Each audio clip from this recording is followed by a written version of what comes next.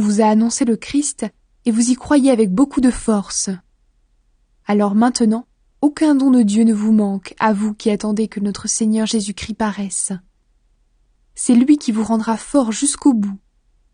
Ainsi, personne ne pourra rien vous reprocher le jour où le Seigneur Jésus-Christ viendra. Il est fidèle, le Dieu qui vous a appelé à vivre unis avec son Fils, Jésus-Christ notre Seigneur. L'Église de Corinthe est divisée. Frères et sœurs chrétiens, au nom de notre Seigneur Jésus-Christ, je vous le demande, soyez tous d'accord entre vous. Parmi vous, pas de division. Soyez très unis, ayez un même esprit et une même pensée. Oui, mes frères et mes sœurs, les gens de la famille de Chloé m'ont appris qu'il y a des disputes entre vous. Voici ce que je veux dire. Chacun de vous affirme des choses différentes.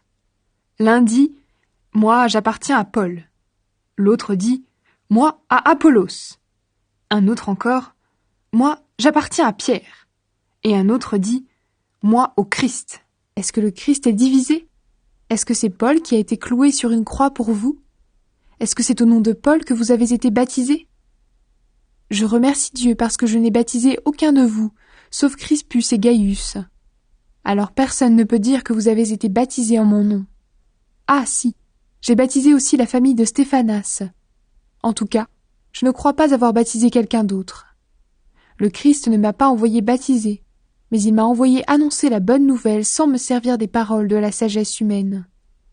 Ainsi, la mort du Christ sur la croix ne perd pas son pouvoir.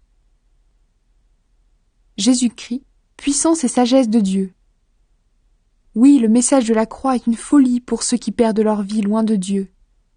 Mais pour ceux que Dieu sauve, c'est-à-dire pour nous, il est puissance de Dieu. Dans les livres saints on lit « Je détruirai la sagesse des sages, et je rejetterai l'intelligence des gens intelligents. » Qu'est-ce que le sage peut dire encore ? Et l'homme instruit. Et c'est lui qui discute bien dans ce monde. Qu'est-ce qu'ils peuvent dire encore ? Dieu a montré que la sagesse de ce monde est une folie. En effet, le monde avec sa sagesse n'a pas reconnu Dieu en voyant la sagesse de Dieu. Alors Dieu a décidé de sauver ceux qui croient grâce au message que nous annonçons, et ce message semble fou. Les Juifs demandent des signes étonnants, et ceux qui ne sont pas Juifs cherchent la sagesse. Mais nous annonçons un Messie cloué sur une croix. Les Juifs ne peuvent absolument pas accepter cela, et ceux qui ne sont pas Juifs pensent que c'est une folie. Mais pour ceux que Dieu appelle, Juifs et non-Juifs, le Christ est la puissance de Dieu et la sagesse de Dieu. Oui, la folie de Dieu est plus sage que la sagesse des hommes, et la faiblesse de Dieu est plus forte que la force des hommes. Frères et sœurs, regardez qui vous êtes, vous qui avez reçu l'appel de Dieu. Parmi vous, il n'y a pas beaucoup de sages du point de vue humain, pas beaucoup de gens puissants, pas beaucoup de gens importants. Mais pour couvrir de honte les sages, Dieu a choisi ce qui semble fou dans le monde. Pour couvrir de honte ce qui est fort, Dieu a choisi ce qui est faible dans le monde. Pour détruire ce qui est important, Dieu a choisi ce qui est petit dans le monde. Il a choisi ce qu'on méprise, ce qui n'est rien du tout. Dieu a fait cela pour que personne ne puisse se vanter devant lui. C'est lui qui vous a unis au Christ Jésus, et le Christ est devenu pour nous la sagesse qui vient de Dieu. Par lui, Dieu nous rend justes, il nous choisit pour lui, et il nous libère du péché. Alors, comme les livres saints le disent, si quelqu'un veut se vanter, qu'il se vante à cause du Seigneur. Paul a annoncé le Christ cloué sur une croix. Moi-même, frères et sœurs chrétiens, je suis venu chez vous pour vous annoncer le projet caché de Dieu. Mais je ne l'ai pas fait avec des paroles compliquées, ni avec des connaissances extraordinaires. En effet, au milieu de vous, je n'ai rien voulu savoir, sinon Jésus-Christ, et Jésus-Christ cloué sur une croix. Moi-même, devant vous, j'ai été faible, j'avais peur, je tremblais. Ma parole et mon enseignement n'avaient rien à voir avec les discours convaincants de la sagesse humaine. Mais c'est la puissance de l'Esprit Saint qui apparaissait clairement dans ce que je disais. Ainsi, votre foi ne peut pas s'appuyer sur la sagesse humaine, mais sur la puissance de Dieu.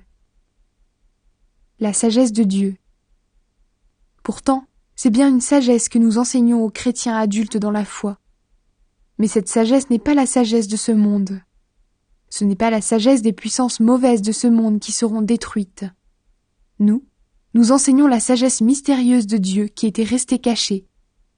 Mais avant que le monde existe, Dieu avait préparé cette sagesse pour nous donner de la gloire. Aucune puissance mauvaise de ce monde n'a connu cette sagesse. Si ces puissances l'avaient connue, elles n'auraient pas fait clouer sur une croix le Seigneur plein de gloire. En effet, les livres saints disent « Il y a des choses que les yeux ne voient pas, les oreilles ne les entendent pas, les êtres humains n'y ont jamais pensé. Eh bien, ces choses-là, Dieu les a préparées en faveur de ceux qui ont de l'amour pour lui.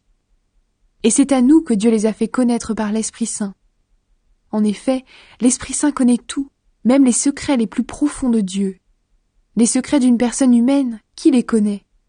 Personne, sauf l'esprit humain qui est en elle. De même, les secrets de Dieu, qui les connaît?